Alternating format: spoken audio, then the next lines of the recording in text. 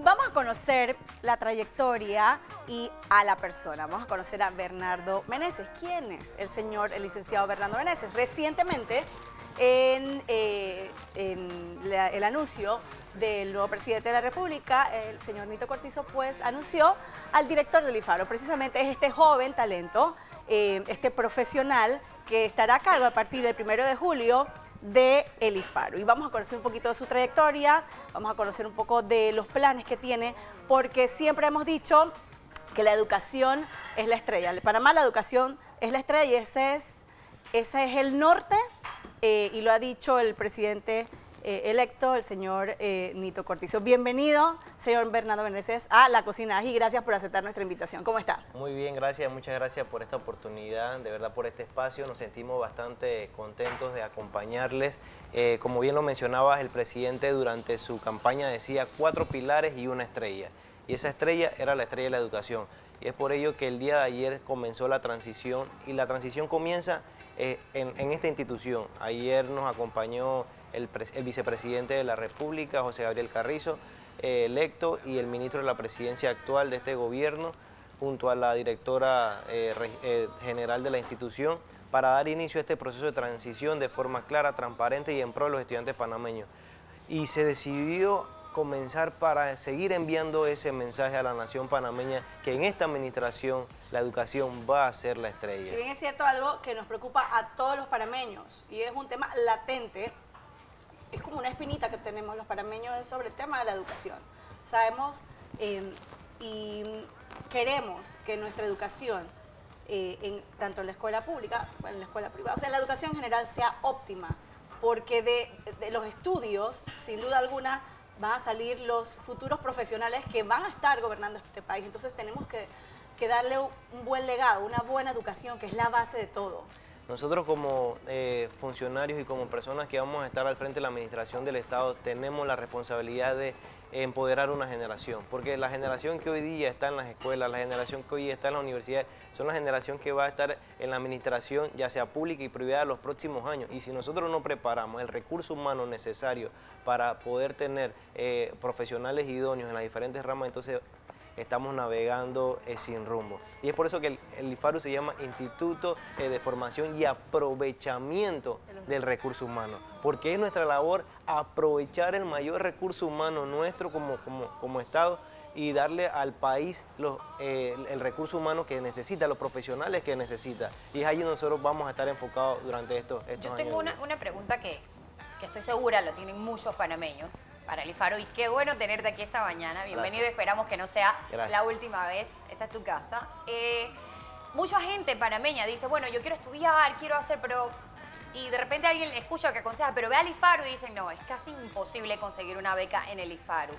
Entiendo que apenas estás entrando tú al IFARU, pero según tu conocimiento, ¿por qué el panameño le tiene miedo o siente que es casi inalcanzable conseguir una beca en el IFARU? Bueno, mire, hay varios puntos. Primero, y esto es un mensaje para los funcionarios de la institución, nosotros tenemos que a las personas, a la gente, tenemos que tratarlas como son, como gente. Y muchas veces las personas que va al IFARU va con un sueño. Va con una esperanza. Va con una esperanza. Va con un sueño. No va a pedir trabajo, no va a pedir limosna, va a pedir una oportunidad de estudio. Y nosotros tenemos como ser humano valorar a aquel que tiene el deseo de estudiar. Y el que va allí es porque quizá no tenga los recursos para estudiar, porque quizá el que tiene recursos sencillamente se paga su universidad y listo, pero el que va allí va con un sueño y una esperanza, y sería muy desagradable que tú te reciban y te maten tu sueño una vez. Y nosotros como funcionarios tenemos, y la Constitución lo dice, es nuestra labor brindarle esa oportunidad a las personas. Yo soy graduado de Relaciones Internacionales, y uno de los puntos más fundamentales es a través de los convenios y la cooperación internacional. Nosotros podemos conseguir muchas oportunidades. Sí. Y lo demostró el general Omar Torrijos en su momento. Yo en la Universidad de Panamá tenía muchos profesores que estudiaron en la antigua Unión Soviética y en estos países, porque en ese proceso, cuando Omar Torrijos estaba al frente de la administración, tuvo la oportunidad de abrirse a los gobiernos del mundo y mandar a cientos y miles de jóvenes panameños en su momento, que hoy día son los profesionales de este país que sentaron la base de la economía nacional.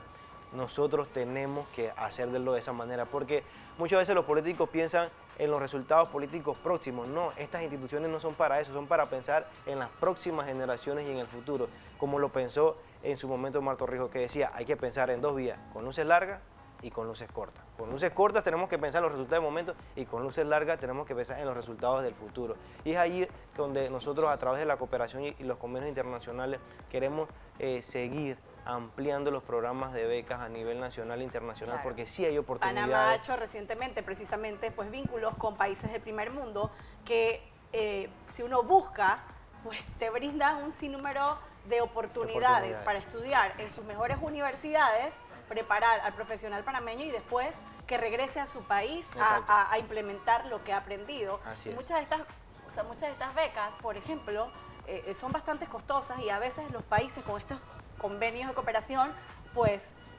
es una manera como de ayudar al tercer mundo. En este caso sería nuestro país, Panamá. Que todavía nos vemos como países en vía de desarrollo. Correcto. Y que los países que están ya a otro nivel, conforme a su Producto Interno Bruto o índice de desarrollo humano, son mucho más avanzados que nosotros, ayudan a países como los nuestros para que nuestro recurso humano se siga ampliando y profesionalizando.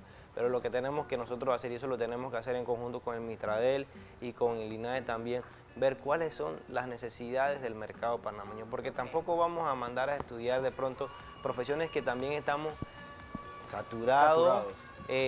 Una vez me comentaban que mire que nosotros no tenemos, qué sé yo, soldador acuático, que nosotros digamos el canal de Panamá, un canal, y que deben de pagar un buenísimo, se debe pagar bien. Exacto, y muchas veces como no tenemos, entonces tienen que contratar obra extranjera y entonces el panameño se molesta por eso, pero si no lo tenemos, entonces por eso tenemos nosotros la responsabilidad de preparar ese recurso humano necesario. Un ejemplo claro de lo que acabas de mencionar fue la construcción del metro. ¿Qué panameño aquí hay con experiencia en construcciones de líneas de metro? Si jamás hemos tenido un metro. Y un montón de gente que conozco se enojó de sobremanera porque contrataron mano extranjera para esto. Y yo digo, pero ¿a quién quieres que contrates? Me explico, también hay que entender que tenemos que adaptarnos a las necesidades del mercado y que tenemos que reaprender y evolucionar, que era mucho de lo que hablábamos con Ariel, nuestro especialista anterior, que él pues siempre habla temas de educación tecnológica aquí en La Cocina de Ají. Cuéntame un poco cómo sería, o sea, cuál sería tu nueva función en el IFARU, si de repente, no eres político, pero si tú, por ejemplo, pudieses proponer un cambio, ¿qué cambiarías? Bueno, miren, hay varias cosas. Primero, uno de los ruidos que a veces uno escucha es que a la institución llegan personas que quizás no tengan la necesidad y se le brinda, y mientras personas que sí tienen necesidad de poder obtener una beca, no se le da. Entonces nosotros tenemos que también balancear ese tema, pues porque yo recuerdo, yo tengo un amigo personal, él estudió en el gobierno del presidente Martín Torrijos con una beca a Cuba, a medicina. Él es cuna, él es de la comunidad del circuito 12 de Cunayala. Se fue a estudiar medicina a Cuba, regresó a Panamá como doctor. En su comunidad lo contratan, en su comunidad indígena lo contratan, es el médico de cabecera de su comunidad, y el 5 de mayo pasado la comunidad lo honró para ser el diputado electo de su circuito. Wow. Y hablo del doctor Arquesio Arias, diputado de la República electo por el circuito 10-2 de la comarca Cunayala. Esto es un ejemplo de que si tú le brindas una oportunidad a alguien que lo necesita, se va, se prepara, regresa y aporta a su comunidad, porque lo que hizo fue, él no se fue a ser médico en otro lugar que más que en el lugar donde nació.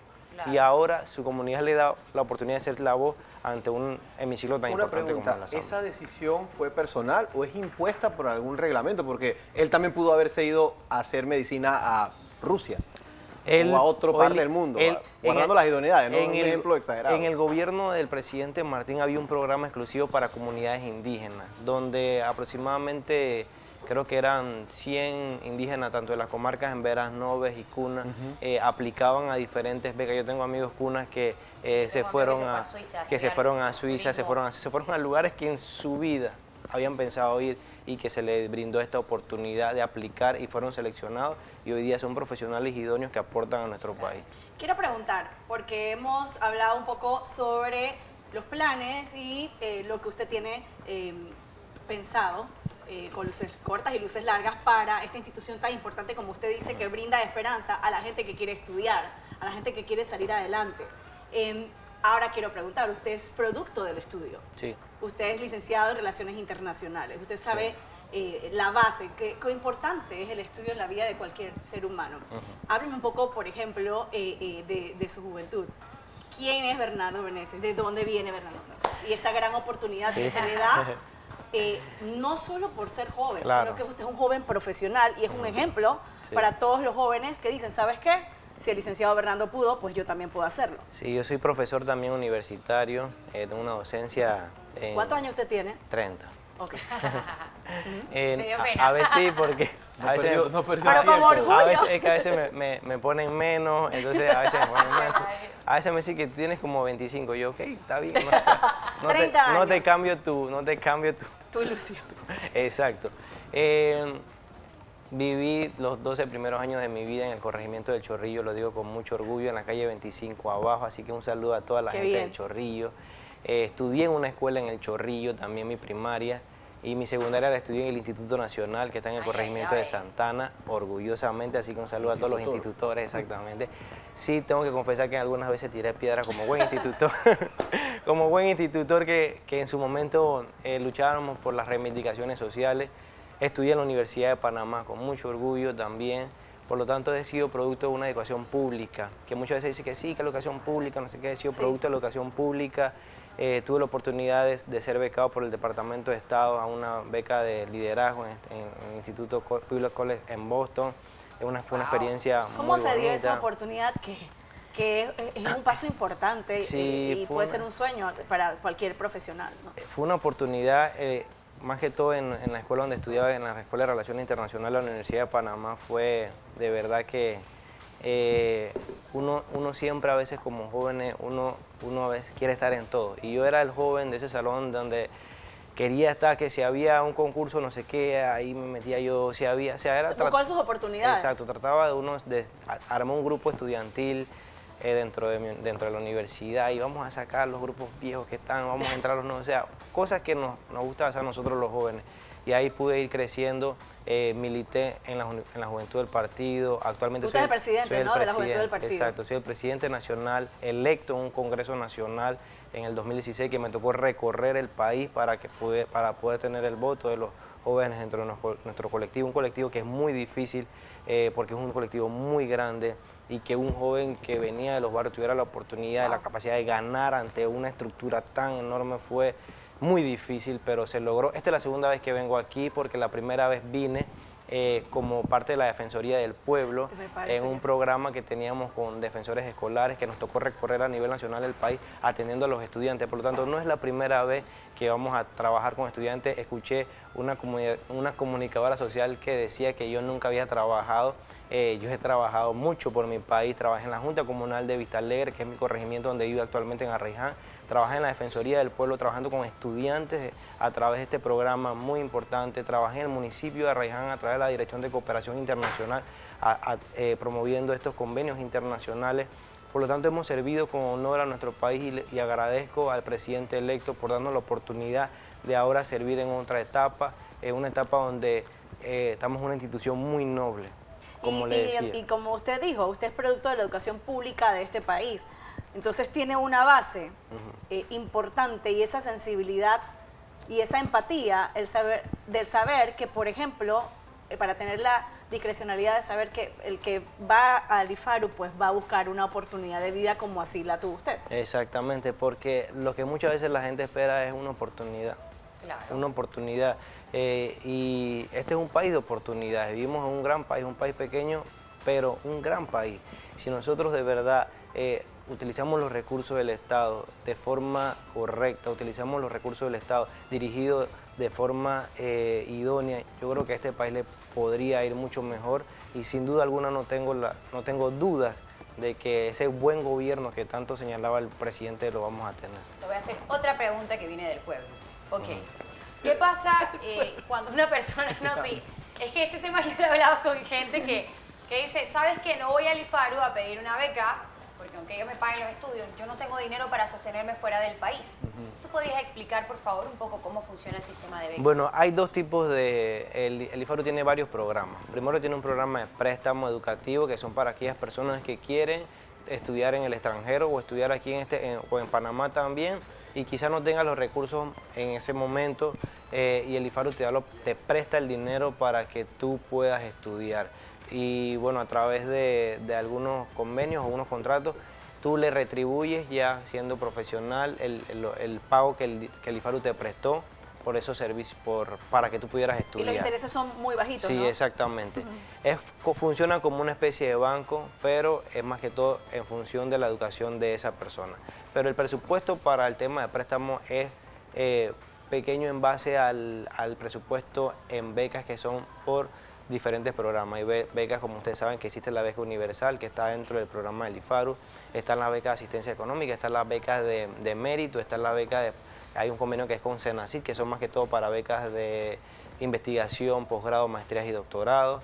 Está la beca también ahorita a través de los convenios internacionales, que son becas de licenciaturas completas, que estudiantes se van afuera a estudiar 5 años una licenciatura completa o un doctorado completo, una ingeniería completa. O sea, hay diferentes programas donde la persona, el individuo va a tener la capacidad de participar de los concursos abiertos que se hacen y que queremos seguir manteniendo, para que todo aquel que tenga el deseo de estudiar aplique, y si tiene el mérito y si tiene el deseo de poder estudiar, que participe, y con mucho gusto va a salir. Yo tengo muchos amigos que han tenido la oportunidad a través de estas otras instituciones y hoy día son profesionales. Pregunta, ¿cuánto tiempo una vez yo decido participar por una beca? Ok, obviamente, como lo entiendo, tengo que informarme de los planes que están, decido qué carrera deseo estudiar. Cada cierto tiempo se abren convocatorias. Ok.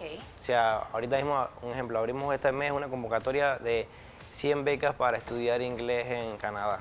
Entonces las personas aplican, se hace un proceso... ¿Son licenciaturas? Son...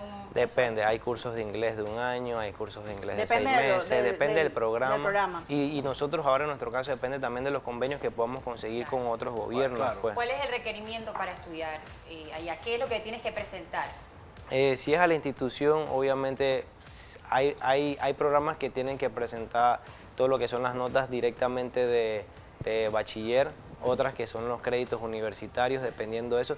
Y también siempre se evalúa un poco si la persona ha sido una persona que ha tenido un poco de participación también en organizaciones, en cultura. Claro. Hay becas también que el presidente dijo que iba a destinar $200 millones exclusivamente en becas de arte, cultura, deporte, ciencia y tecnología. Qué bien, muy bien. Porque siempre van muchas carreras técnicas, pero no todo el mundo nació para una carrera técnica. Aquí también tenemos grandes artistas, pintores y todo. O sea, y el presidente, como ustedes saben, ya el INAC ya no va a ser INAC, va a ser un Ministerio de Cultura. Eso también es algo que muchas personas que están vinculadas a estas artes esperaban algo como esto. Importante. Y yo sí me comuniqué con personas que van a estar encargados de esto. Le dije que es para mí un deseo muy grande trabajar de la mano, porque creo mucho en la cultura y el arte. He estado muy vinculado a la Facultad de Bellas Artes de la Universidad de Panamá. He participado en sus obras de teatro. Ahí tienen o sea, la gente no sabe, pero aquí en Panamá hay una licenciatura en teatro, donde tenemos estudiantes que estudian teatro,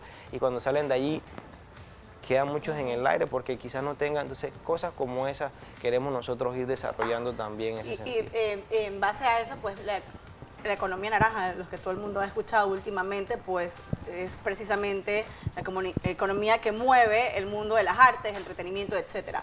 Yo tengo una pregunta que tiene que ver con inclusión. Pues precisamente ayer estaba en una reunión y me decían que los niños que tienen alguna condición, pues aquí, que tienen la oportunidad de estar en un colegio primario, secundario, cuando se gradúan de repente, una persona que tiene una condición también puede tener una aspiración a estudiar afuera, y que precisamente, y le voy a dar el contacto, pues estas personas, hay un grupo de universidades en Estados Unidos que avalan y que, ¿sabes?, que acogen a estos estudiantes. ¿Qué punto tiene de importancia la inclusión dentro de la institución como es el IFARU? Bueno, mire que ayer en la reunión que tuvimos con la directora Delia Rosemena, ella nos habló de que ella implementó un programa que es un programa exclusivo para estudiantes discapacitados, que es para becar a personas y a jóvenes que tienen una necesidad especial. Nosotros tenemos como Estado la responsabilidad de continuar las cosas positivas. Por supuesto. Así que a nosotros nos tocará revisar cuál es el porcentaje del presupuesto de la institución que tiene este programa, si es poco, si es mucho, si podemos ponerle un poco más. Pero ya existe el programa, me pareció sumamente importante, porque todos como seres humanos siempre conocemos a alguien o tenemos a alguien cercano, un familiar que ha tenido que tiene alguna necesidad especial. Por lo tanto, me pareció importante y sin duda alguna ese programa lo vamos a mantener y ampliar si en este caso se pudiera dar, porque de verdad que en este país todos tenemos esa oportunidad de poder aportar, no importa la diferencia o la Y la educación es un derecho para todos, es un derecho universal, independientemente universal. si tiene o no tienes alguna condición. De eso también se trata la inclusión, sí, ¿no? Exacto. Porque precisamente me contaba, sí, se graduó de secundaria, pero va a la universidad, ahí, ¿sabes? De repente, sí, yo si no hay dentro de las carreras que ofrece y una vez va a la Universidad de Panamá y ve, por ejemplo, lo que uno más ve son personas con discapacidad visual, y a veces cuánto se le dificulta, porque nuestras aulas no están tampoco capacitadas para atender mucha necesidad, y estamos hablando de una discapacidad sin contar las cientos de discapacidades que existen en nuestro país. En cuanto a los topes o límites de cobertura en diferentes carreras, eso se ampliaría porque, por ejemplo, si yo quiero ir a estudiar o mi hijo quería estudiar gastronomía a una de las mejores escuelas de Nueva York, el monto que aprueba el IFARU no cubre toda la licenciatura. Se planea, pues, a lo mejor en este tipo, que son carreras que aportan a la cultura, el desarrollo del turismo en Panamá, a ampliar un poquito más esa cobertura porque es bien costosa. Parece mentira, pero sí, estudiar cocina es tan caro como estudiar Derecho en Harvard o Medicina. Sí, obviamente nosotros nos tocará hacer un diagnóstico de las diferentes realidades en muchas carreras que la gente está aspirando. Hay una feria que el IFARU ha hecho por muchos años que se llama Edúcate, donde los jóvenes van y ven los diferentes programas o las diferentes carreras que hay. Y muchos interesados, como somos un país que tenemos ahora una flota de aviación, muchos quieren ser pilotos, muchas chicas quieren ser aeromosas, tripulantes de cabina, logística. Entonces, conforme a esa realidad, como le decía al inicio, nos tocará ver cuáles son esas carreras y cuáles son esas universidades que la ofertan y hacer los convenios necesarios para poder ver esa realidad que usted menciona, ¿no? Mencionaste algo clave, dijiste jóvenes. ¿Cuál es el límite de edad para pedir una beca en el IFARU? No hay. No hay. Lo que sí es que hay algunas embajadas, hay algunos gobiernos que por un tema ya de ese derecho propio que puede tener un gobierno X, puede decir, bueno, vamos a dar 100 becas a panameños de 18 a 25 años. O sea, esos ellos son, deciden exactamente, sí es un tema de los gobiernos, pero en sí, en lo personal, no hay una edad. ¿Cuál es su aspiración para el próximo 1 de julio? Como son 5 años que viene de mucho trabajo, de muchos retos también. Con el norte, la educación será la estrella de nuestro país, y usted precisamente pues va a dirigir una institución que tiene que ver muchísimo con la educación. Sí, bueno, primero que todo, el pensar que en un año vamos a cambiar la educación panameña es una utopía. Nosotros, esto es un proceso que va a arrancar, que va a iniciar. Lo importante es que arranque mientras se está dando esa transformación de la educación panameña, seguir mandando a jóvenes, nuestros mejores jóvenes de este país, nuestros mejores cuadros, a las mejores universidades del mundo, porque mientras se está modernizando la educación panameña, tenemos a nuestros jóvenes en las mejores universidades del mundo para que puedan venir y aportar. Yo creo que eso va a ser importante, va a ser fundamental, va a ser necesario. Y lo que me gusta también del presidente electo es que ha confiado en una generación. A Torrijos le decían el viejo teniendo 48 años, pero le decían el viejo, ¿por qué? Porque estaba rodeado de muchos jóvenes. y sus ministros y sus consejeros eran jóvenes. Y fue un momento importante para la historia que se fundó, que hoy día se sostuvo, se planteó la economía nacional a base de aquello. Y el presidente electo cree mucho en la juventud panameña y me lo ha dicho personalmente, Nando, hay que trabajar por la juventud, hay que trabajar por los jóvenes, hay que trabajar por una generación. Él es un hombre de 66 años y lo que más aspira es dejar un legado a este país. Ya hay un deseo de dejar algo bueno en nuestra nación y nosotros somos parte de eso. Yo le digo a la gente, yo aspiro a salir de la institución como lo hago todos los días, caminar en las calles de mi patria, caminar en mi barrio de Vista Alegre, Arraiján, donde vivo, tener la fe y la entereza de que dejamos un legado y que hicimos un buen trabajo por este país, por esta generación. Importante, pues nosotros acabamos de conocer un poco al licenciado Bernardo Meneses. Es la segunda vez que usted viene aquí a la cocina, sí. Y yo sé, esa cara me parece conocida, pero en otro ámbito. Sí. Ahora, a partir del 1 de julio, pues se una a la directiva de el IFARU, y me quedo y me llena de satisfacción pues lo de las becas culturales y deportivas. Eso va a ser... Eso para mí, y está la puerta de la cocina abierta para que vengan a promocionar cuando se den esas convocatorias, claro que sí. Porque aquí hay mucho talento a nivel cultural y a nivel deportivo que están buscando precisamente esa oportunidad. ¿Cuántas veces hemos visto en los medios de comunicación o gente que hace mucho esfuerzo? Porque también esto cuesta. Sí. O sea, si esto cuesta y si te vas a profesionalizar en alguna de estas ramas, pues tienes que irte, porque aquí no tenemos pues todas esas facultades y hemos visto gente que recolecta dinero para que su hijo pueda ser un gran futbolista o pueda ser el maratonista o el pintor o escultor o lo que sea. Pero ahora con esta oportunidad que se abre, pienso que es una luz ya, que ya a partir del 1 de julio pues va a empezar a dar sus frutos, como usted dice, a corto, mediano y largo plazo. Gracias por estar con nosotros. Gracias a usted por la invitación.